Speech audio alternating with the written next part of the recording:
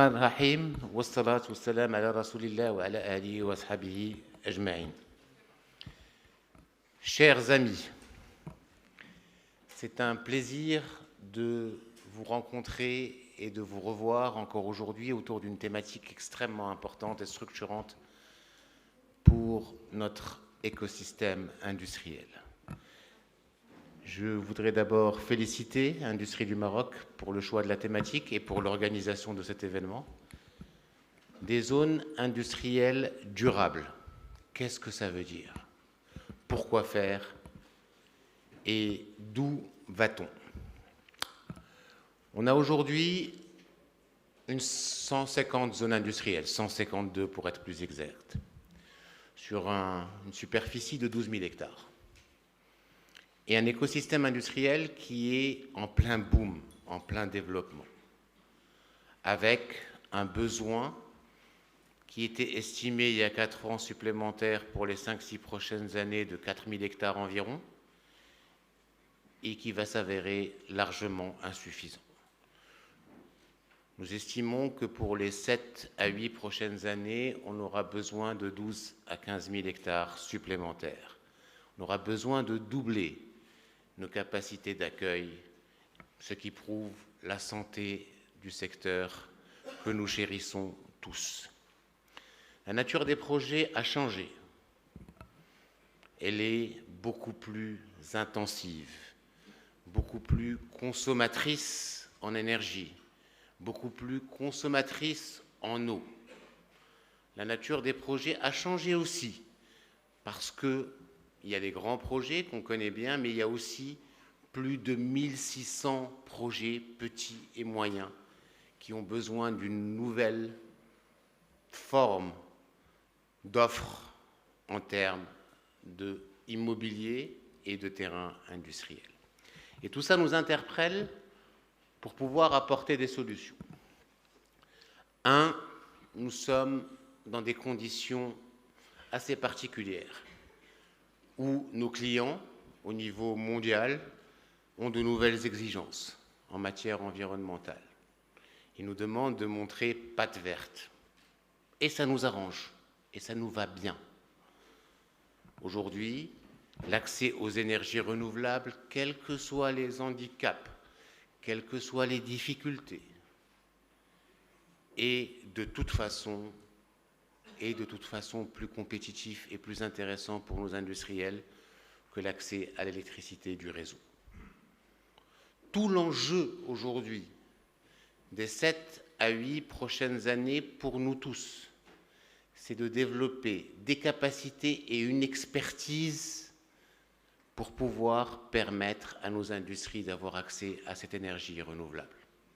C'est le principal enjeu. C'est le principal point de différenciation de toutes les zones industrielles.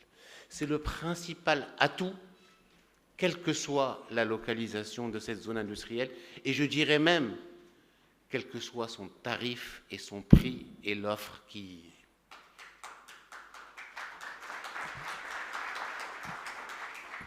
Cela demande de l'expertise plus largement partagée que par un seul opérateur. Nous avons aussi aujourd'hui, Dieu soit loué, une expertise concentrée au niveau de l'ONE. Et nous les félicitons pour cette expertise. Nous devons tous aujourd'hui développer cette expertise au niveau des territoires, au niveau des professionnels, pour avoir la légitimité de proposer et de défendre des solutions. C'est l'enjeu majeur des 7 prochaines années pour notre pays. De l'expertise énergétique chez tout le monde partagée, quitte à aller défendre des changements en matière de régulation et en matière législative. Deuxième point, qui est tout aussi important. Nous devons ensemble commencer à connecter ces offres-là qui existent et qui sont en train de se développer. Dans les zones industrielles, il y a tout qui s'est développé. De la salle de fête,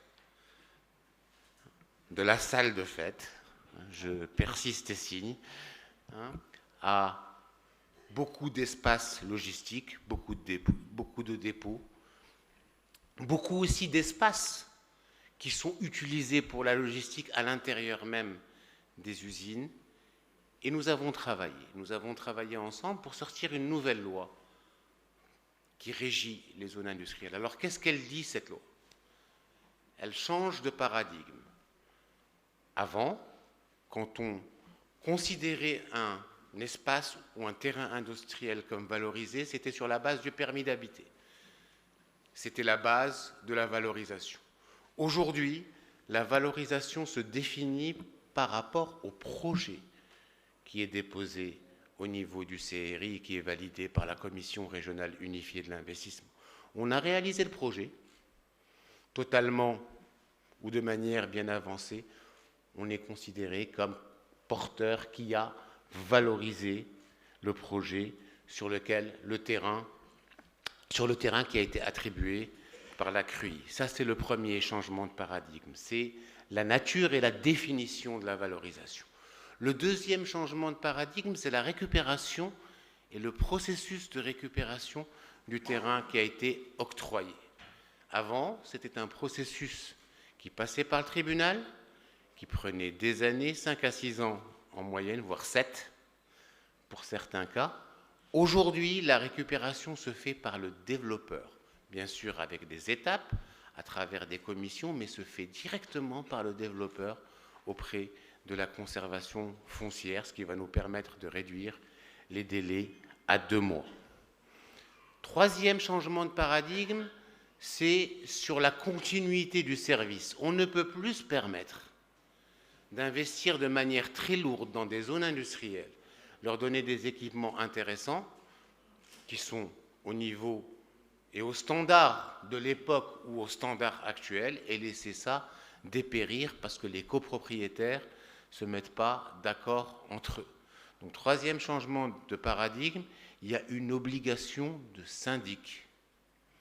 Et si les copropriétaires ne se mettent pas d'accord, l'État impose un syndic et impose des cotisations pour faire en sorte qu'il y ait une continuité au niveau du service et de la qualité du service offert. Donc on a fait plein d'erreurs. On a aujourd'hui à peu près 30 à 40% de nos zones industrielles qui sont quasiment impraticables. Ça ne veut pas dire qu'on va les laisser tomber, ça ne veut pas dire qu'on va abandonner. On va récupérer ce qu'il y a à récupérer. On va remettre à niveau ce qu'il y a à remettre à niveau. On va réinstaller les syndics là où il faut les réinstaller. Mais en même temps, le nouveau deal avec tous les opérateurs, c'est de faire en sorte qu'aujourd'hui, les terrains industriels soient affectés à la création de valeur et à la création d'emplois et non à la construction d'un dépôt auquel on met une couche de peinture et on attend des jours meilleurs pour pouvoir le revendre ou le louer. C'est terminé cette époque. Troisième aspect qui est extrêmement important. J'ai parlé de l'énergie essentielle. Deuxième aspect, la gestion de ces zones industrielles. Troisième aspect qui est extrêmement important, c'est l'offre. Aujourd'hui, tout le monde veut des zones industrielles. Je ne sais pas pourquoi, mais tout le monde veut des zones industrielles. Ces zones doivent correspondre à un besoin, à une demande. D'abord, on a garanti à toutes les provinces la nécessité d'avoir une offre initiale. Ça veut dire qu'on ne peut pas aller quelque part et qu'il y ait une province ou une région où ils disent « je n'ai rien ». Il y aura toujours une offre initiale pour qu'ils puissent accueillir immédiatement tout projet. Deuxième chose, c'est la progressivité. Avec les études de positionnement, on discute, on dimensionne l'offre initiale et on se prépare à faire les extensions avec les réserves foncières qu'il faut à partir du moment où on atteint les 70% de réservation et les 30-40% de valorisation. C'est ça à peu près ce qu'on a mis en place comme mécanisme. Comme ça, l'offre est toujours là et toujours continue. Troisième aspect, c'est le pricing de cette offre, qu'il soit différencié pour pouvoir garantir l'attractivité dans des zones qui sont moins attractives. Alors on va entendre aujourd'hui beaucoup de gens qui viennent de Casablanca qui vont nous dire l'offre à Casablanca est un peu limitée. L'offre à Casablanca est trop chère. Il y a des terrains à 3000 dirhams à Casablanca, c'est pas normal et ça ne nous permet pas de faire des activités industrielles dignes de ce nom.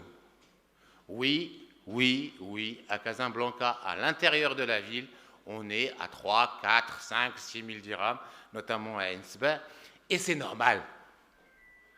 Et c'est normal. On fait 20 ou 30 kilomètres, ça commence à se diviser par 8 ou par 9. Sauf ces certains bourgeois qui font un petit peu de l'aéronautique, là c'est encore un peu cher, mais ça commence à se diviser par 8 ou par 9. On a du locatif à Casablanca. Mais c'est vrai que dès qu'on vient avec une offre de terrain à 600-700 dirhams autour de Casablanca, elle part tout de suite. Et c'est normal. Il y a une vraie dynamique, il y a un vrai intérêt, il y a beaucoup d'investisseurs qui pensent que c'est le Graal parce qu'il y a du service, parce que c'est pas loin de chez eux, par confort aussi, parfois. Mais je vais vous le dire, comme je le pense. Il y a des terrains à 150 km qui sont 10 à 15 fois moins chers, avec un bassin d'emploi qui est tout aussi qualifié et qui a besoin de moins pour vivre. Franchement, avec 4-5 000 dirhams, c'est difficile de vivre à Casablanca. C'est un peu plus facile de vivre à Bni Mellal. C'est un peu plus facile de vivre à Khmisset. C'est un peu plus facile de vivre à Ait Melloul. C'est un peu plus facile et même beaucoup plus facile de vivre à Rachidia. C'est vrai que c'est compliqué pour des investisseurs de considérer ce type d'investissement, mais pensez-y. Pensez-y. Il y a de la valeur ajoutée à prendre, il y a du talent à prendre, il y a des avantages en termes de soutien à l'investissement à prendre. Et il y a du foncier qui est accessible. Il y a des énergies renouvelables peut-être un peu plus qu'ailleurs. Et si vous pensez que c'est bien d'aller faire un investissement immobilier dans une zone industrielle à Casablanca, croyez-moi, je vais vous inonder d'offres pour que vous ne fassiez pas de bénéfices sur l'immobilier, parce que mon intérêt et notre intérêt à tous, c'est de créer des emplois pour nos concitoyens. C'est ça la mère de toutes les batailles. Et c'est pour ça qu'on va se battre. Je vous remercie, les enjeux sont énormes. On a encore beaucoup de choses à faire. Il y a de plus en plus, pour conclure, de foncières qui s'intéressent à l'investissement en immobilier industriel. Alors ils le font, pour l'instant, sauf quelques exceptions près d'investisseurs développeurs un peu plus larges, ils le font quand il y a un client au bout, parce que le montage est plus facile. Le montage est plus facile. Faites confiance. On a 1641 projets et ça augmente de 15 à 20 projets chaque semaine. Il y a un besoin, il y a une rentabilité, il y a un développement exceptionnel. L'industrie, c'est 370 milliards d'exportations, 800 milliards de chiffre d'affaires et tout ça est appelé à doubler et à tripler. Le business est là, la demande est là. Vous pouvez aller au-delà de la signature avec un client qui a une bonne signature et préparer de l'immobilier industriel qui sera prêt à accueillir nos activités, à créer de l'emploi et qui générera pour vous une belle rentabilité. L'avenir de notre pays est en partie dans cette dynamique industrielle qui compte 86% de nos exportations. 86% de nos exportations sont des exportations de produits manufacturés. Je répète, sur 420 milliards d'exportés en biens l'année dernière par le Maroc, 370 milliards sont des produits manufacturés. Cette année, c'est 88%. C'est une dynamique exceptionnelle. C'est un avenir fantastique. C'est une confiance de l'ensemble des pays du monde qui est extrêmement intéressante et qui va nous amener à doubler ou tripler notre voilure en matière d'industrie. C'est aujourd'hui plus de 1641 projets avec 88% de capital marocain. Beaucoup de Marocains investissent de manière lourde dans l'industrie et font confiance à ce secteur. C'est 1 million de compétences et c'est appelé à croître encore plus fort, encore plus vite avec vous et grâce à vous. Merci pour votre confiance. Merci pour votre soutien. Merci pour votre dynamisme. On compte sur vous. On a besoin de vous. On a besoin de zones industrielles durables et on a besoin que vous développiez vos expertises dans tous les niveaux, que ce soit locatif, que ce soit en termes de vente, que ce soit en termes de développement d'immobilier industriel. Et pour finir, il y a un démarrage par rapport à ça. Croyez-moi, les usines clés en main, c'est aussi l'avenir des zones industrielles. Merci beaucoup.